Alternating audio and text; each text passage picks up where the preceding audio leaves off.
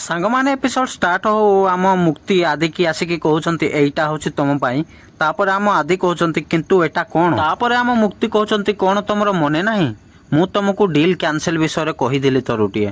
ଏଇଟା ହଉଛି ତାର ପେପର। ଆଉ ମିଷ୍ଟର ଦାସ ମୁଁ ଏବେ ଅଫିସିଆଲି ଡିଲ୍ କ୍ୟାନସେଲ କରୁଛି। ଆମ ମୁକ୍ତିକର ଏମିତି କଥା ଶୁଣିକି ଆଦି ଧନଶ୍ରୀ ଆଉ ନତାଶା ପୁରା ସକ୍ ହେଇଗଲେ। ତାପରେ ଧନଶ୍ରୀ ଆମ ମୁକ୍ତିକି କହୁଛନ୍ତି ଅମ୍ବିକା ମ୍ୟାମ ୟାର ମାନେ କଣ? ତାପରେ ଆମ ମୁକ୍ତି କହୁଛନ୍ତି ମାନେ ଜାଣିବାକୁ ଚାହୁଁଛ?